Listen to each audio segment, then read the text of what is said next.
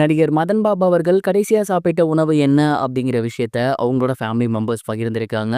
மேலும் ஒரு சில விஷயங்களையும் ஷேர் பண்ணியிருக்காங்க. அது என்ன அப்படிங்கிற கம்ப்ளீட் டீட்டெயில் தான் இந்த ஒரு வீடியோல நம்ம பார்க்க போறோம். பிரபல காமெடி நடிகரான மதன் பாபு அவர்கள் சமீபத்துல இறந்து போயிருந்தாரு. அவரோட மறைவு அப்படிங்கிறது உண்மையிலேயே நம்ம எல்லாருக்கும் மிகப்பெரிய ஒரு சோகத்தை ஏற்படுத்தியிருந்துச்சு.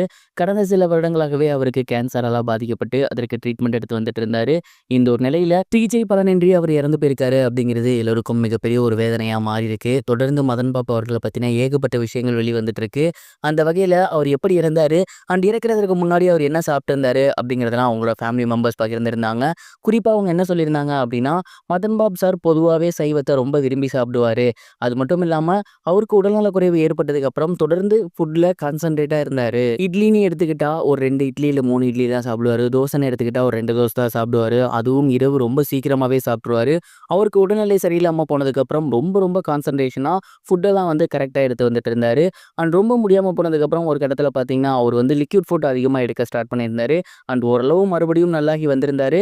அதுக்கப்புறம் எப்பவும் போல இட்லி, தோசை இந்த மாதிரியான சைவ வகைகள சாப்பிட்டுட்டு இருந்தாரு. அவர் இறக்க போறதுக்கு முதல் நாள் கூட பார்த்தீங்கன்னா, இரவு போல அவர் வந்து இட்லி தான் சாப்பிட்டுருந்தாரு. அதுவும் 3 இட்லி தான் சாப்பிட்டுருந்தாரு. அதுக்கப்புறம் அவர் எடுத்துக்கக்கூடிய டேப்லெட்ஸ்லாம் எடுத்துட்டு எப்பவும் போல தூங்க போயிட்டாரு. ஆனா அடுத்த நாள் இப்படி ஆகும் அப்படின்னு யாருமே எதிர்பார்க்கவே இல்ல. அவரோட வில் பவர்னால மட்டும் தான் அவரு இந்த அளவுக்கு இருந்திருக்காரு. ஏன்னா இந்த நோயால பாதிக்கப்பட்டவங்க எந்த அளவுக்கு கான்ஃபிடன்ஸோட இருக்காங்களோ, இத நான் மீண்டு வருவேன்னு இருக்காங்களோ, அவங்களால மட்டும் தான் சர்வைவ் பண்ண முடியும். அப்படி பார்க்கும்போது இவருக்கு எப்பயோ இந்த மாதிரி நிகழ்ந்திருக்க வேண்டியது. ஆனா ப்ராப்பரா டயட் இருந்து, ப்ராப்பரா சாப்பிட்டு, மெடிசின்ஸ்லாம் எடுத்துக்கிட்டு, அந்த ஒரு நம்பிக்கையோட இருக்கவும் தான் மதன் பாபு சார் இவ்வளோ நாள் நம்ம கூட இருந்தாரு அப்படின்னு ரொம்பவே எமோஷனலா அவங்க பதிவு பண்ணியிருந்தாங்க. ஸோ மதன் பாபு சார் கடைசியா சாப்பிட்ட உணவு இதுதான் அப்படிங்கிறது சமீபத்தில வெளியாகி ரொம்பவே வைரலா போய்க்கிட்டு இருக்கு. நீங்க எந்த ஒரு விஷயத்த பத்தி என்ன நினைக்கிறீங்க? உங்களோட தாட் என்ன அப்படிங்கிறத மறக்காம கமெண்ட் பாக்ஸ்ல ஷேர் பண்ணுங்க. இது ஒரு புறம் இருக்க சூப்பர் சிங்கர் சீசன் 11ல மிஸ்கின் அவர்கள் நடுவரா இருக்காரு அப்படிங்கிற தகவல் வெளியாகி எல்லோருக்குமே மிகப்பெரிய ஒரு ஷாக்கிங் ஏற்படுத்தியிருக்கு அப்படின்னு தான் சொல்லணும். தமிழ் சினிமாவோட பிரபல இயக்குனர்கள்ல ரொம்பவே முக்கியமான ஒருத்தர் தான் மிஷ்கின். இவரோட இயக்கத்துல ஏகப்பட்ட படங்கள் வெளியாகி வெற்றி பெற்றிருக்கு.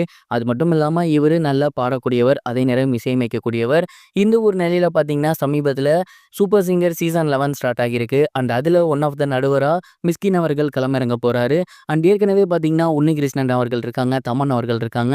அண்ட் அவங்களோட சேர்ந்து மிஸ்கின் அவர்களும் இந்த ஒரு போட்டியில பயணத்தை தொடர போறாரு அப்படிங்கிறது தெரிய வந்திருக்கு. மிஸ்கின் அவர்கள் எப்போதுமே மனசுல பட்டதை பேசக்கூடியவர். அதே மாதிரி அங்க என்ன தோணுதோ அதை அப்படியே வெளிப்படுத்தக்கூடியவர்.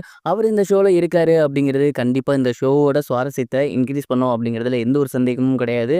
அவர் எந்த அளவுக்கு வெள்ளந்தியான மனிதரோ அதே அளவுக்கு பரபரப்பு அதாவது பண்ணி விட்டுருவாரு. ஸோ கண்டிப்பா இந்த ஒரு சூப்பர் சிங்கர் சீசன்ல மிஸ்கின் அவர்களோட பங்கு பெருமளவுல இருக்கும்னு நான் நினைக்கிறேன். நீங்க இதை பத்தி என்ன நினைக்கிறீங்க? மறக்காம கமெண்ட் பாக்ஸ்ல ஷேர் பண்ணுங்க. இது வரைக்கும் கனெக்டிங் டிவிக்கு சப்ஸ்கிரைப் பண்ணனா மறக்காமல் சப்ஸ்கிரைப் பண்ணிக்கங்க. உடனடி அப்டேட்ஸ் பெறுவதற்கு நோட்டிஃபிகேஷன் பெல்லையும் கிளிக் பண்ணிக்கங்க.